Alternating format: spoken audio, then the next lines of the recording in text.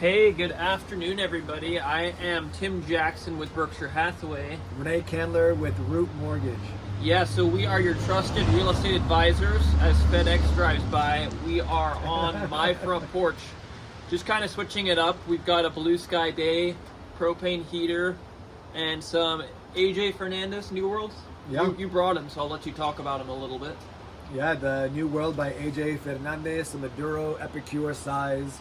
I'm looking forward to smoking the cigar. It's the first time that I've had it. If you look at the band, you can see at how beautiful it looks. It's very well detailed, and it also included a red ribbon at the bottom of the cigar. But I already cut mine and I'm ready to smoke.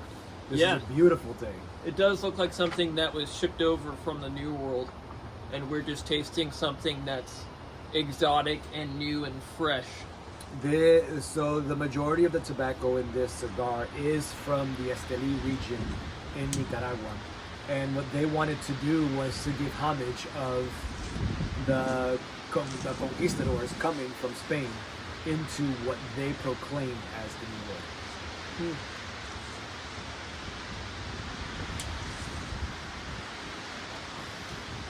And pairing it, we've got black coffee with some eggnog, just a small bit of vodka, just enough to give us a little bit of a warm feeling on this cold, breezy day, and then a little bit of whipped cream on top.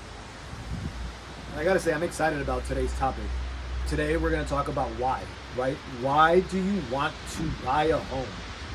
What's the advantage in being a homeowner? Yeah, I mean, there's many reasons that well, not that many, but there are a list of reasons that you want to go out and get a home.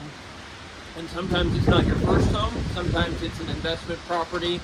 So sometimes the reasons vary. Are you trying to make money, or are you trying to invest in your personal well-being in the future? And so the answer kind of differs based on your circumstance. Yeah, one of the things I want to tackle is, why would you not want to be a homeowner? So what are the reasons out there that people just don't want to buy a home? Yeah, and there are some good reasons. I would say the strongest argument for not owning a home is that you're closer to retired. Perhaps you've already cashed in on your nest egg, and you want a more liquid lifestyle, because a mortgage does very much tie you to a place and a time.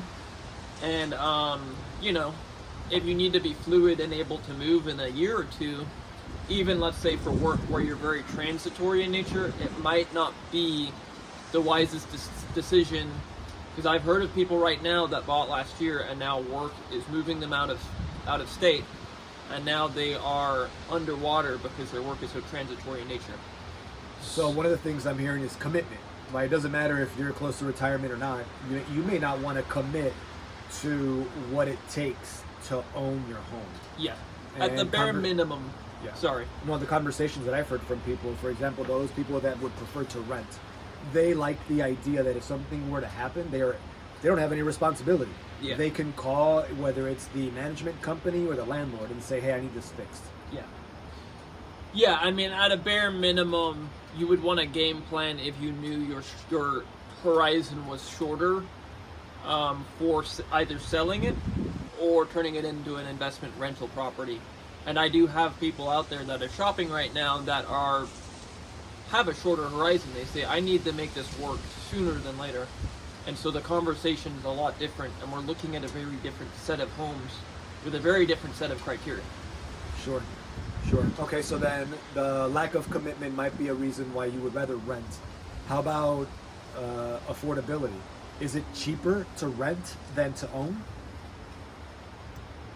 I mean, it just depends how you look at the question. As far as short term, generally speaking, you can find a single bedroom shared with somebody, for example, and if that Sharing a single bedroom?